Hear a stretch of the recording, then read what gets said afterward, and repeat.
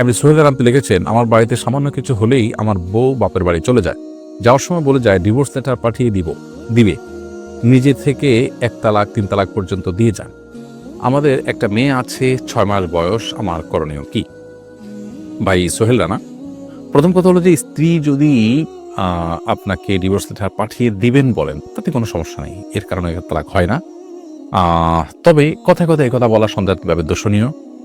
তার কাউন্সেলিং হওয়া দরকার, তাকে বোঝানো দরকার যে কোনো বিষয়ে মনোমালিন্য হলেই এই কথা বলাটা এটা একেবারে অনুচিত কাজ।